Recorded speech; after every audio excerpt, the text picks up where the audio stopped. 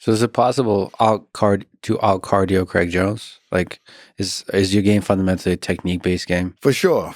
Yeah, I've never wanted to win anything bad enough to train properly for it. Right, but isn't that the secret to your success? Being lazy. I think so. I think that's that can be the only logical explanation, And I also use it as mind games too. Like again, no one knows whether what I'm saying is true or not. Right. And I'm not saying this story to say anything bad about my opponent at the time, but I booked 2 matches in 2 consecutive weekends. And I've been traveling. I think I just got back from one of my trips. I've been over international, so I don't even know where the fuck I was. Yeah. But you're in Texas right now, by the way, just in case you forgot. Texas, just for you. Just came back. Thank you, man. It's an honor. But I hadn't really even trained. I couldn't train. Like I was traveling, just had no ability to train. I trained for like a week, had the Phil Rowe match. And I said to myself, I was down in Mexico City. And I said, you know what? If you win this match, you got to face Lovato next week. Don't go out and party. Don't celebrate the victory. But as a 32-year-old man at the time hitting a flying triangle submission, I thought that deemed a worthy after party. Yeah. And we got out of control that night. And it wasn't until the next day I woke up, I was like, oh, I have Lovato next weekend. But I'm also, people don't know whether I'm telling the truth or not, but it's also, I'm almost too honest because I'll be like doing interviews saying, yeah, I was out partying, I barely trained. The opponent looks into that and they question it. Is he telling the truth? Is he baiting me? Is he really that unconcerned? You know what I mean? It's almost a psychological battle in and of itself, but for the most part, it's true. So to you, being psychologically relaxed is extremely important. Just not giving a damn. I wonder what that is. Not too much pressure. I don't want pressure. I don't like the pressure. But you like the pressure when it comes to internet shit talking. Well, I mean, you got to silently sit back and think about a good response, you know? Yeah. How important is it to just go crazy hard rounds leading up to competitions like that? You said sort of Nicky Rod, but like on average for like athletes at world-class level, do you have to put in the hard rounds?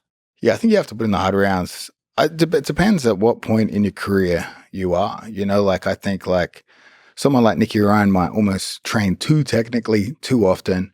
And when he comes to competition, it's a confronting experience when someone hits him hard and he feels that pressure. So I think different people require different things. When Nicky Rod is breaking the spine of a 37-year-old father of 3 bus driver, it might be time for him to train in a more technical manner. So it's like you got to cater it to what they need. And again, depending on the opponent, it's a game of strategy, you know? Like for me, when I was more active, I look at an opponent that I want, that I could steal some clout from, of which the clout you can make money. And I think to myself, what's the best rule set I can beat him in? Mm-hmm.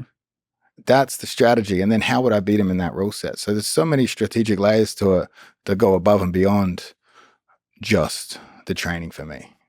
But nowadays I like to, if I train, short duration, high intensity. That's the best for me. I don't like this 10 6-minute rounds, whatever. Like I don't like this long training. I don't like, it's for me, it's too much toll on the body. I think I go to the gym, we bang, maybe the first round slightly light, and then just bang it out. 2 hard rounds tops. A little bit of problem solving, get out of there. Because you want to feel a little bit of the competition intensity. That feels the best on my body. When you're traveling, you're doing seminars and you're just doing jiu-jitsu with folks. Are you training with them? I'm sure there's like, from everything I see, people would love to train with you.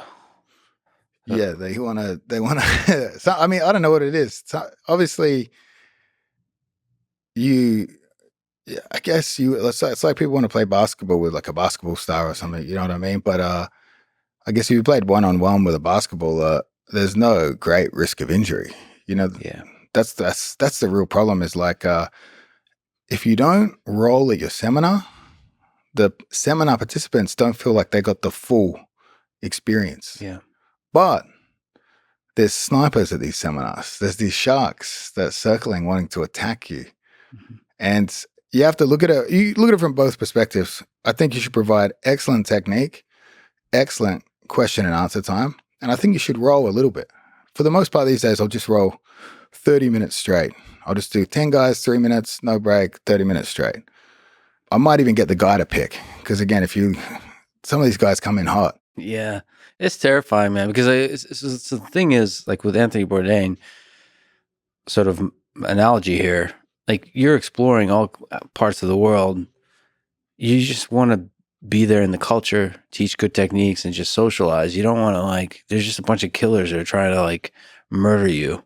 Yeah, they to them they're like, I get to test myself against a world-class athlete today, and to you, you're like, oh, I'm in Odessa. I'd like to get to know the people, Yeah, exactly. try some food, Yeah, have a couple drinks, and enjoy the place. But to them, it's time to go.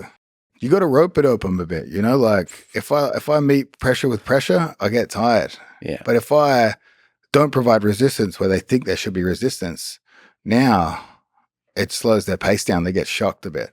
But 100%, if I'm at a seminar and someone's rolling too hard with me, if I feel like I might get hurt, I will 100% rip a submission on them. You know what I mean? Like it's like where you're confronted with a threat. Yeah.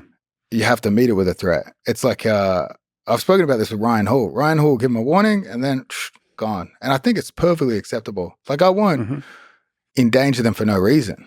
But if you're coming hot, you better tap fast. If I feel a threat, you better tap. I'm not going to break it for the sake of breaking it. But if you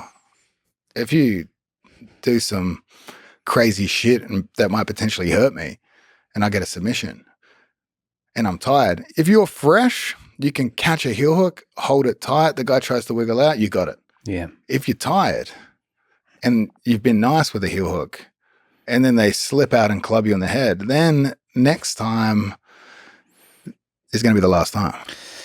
Well, last time, see, you're another level. You and Ryan Hall are just world class. But like for me, I'm trying to navigate through this because I'd like to be able to roll, like 10 rounds for fun, for cultural. Like, but they're coming for you too. And unfortunately, ripping submissions or like, knee on belly, some kind of dominant position, people don't like hear the message at all. Or if I let them submit me a bunch of times, they don't calm down either. So I've been trying to figure out how to solve that puzzle because I'd like to keep rolling with people across the world for many more years to come.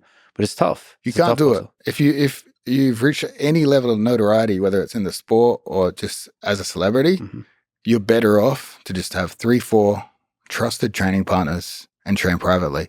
That's the sad situation. People used to say, oh, you could be such and such, you go to any gym. No, those days are over now. Now, if you show up and you have any sort of name, they're coming to kill. You're better off.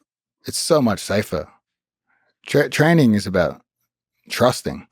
Trust is built from safe rounds. Yeah. Strangers are scary. I don't know. I'm trying to develop a radar when I look at a person. I'm trying to figure out, are they from Eastern Europe? I'll tell you what, the most yeah. That's a good one. You know what? Anyone that wears a Pitbull sports rash guard or anyone from the country of Poland, be ready. Oh, Polish people go hard. People go hard. I've never had a flow roll with a Polish person.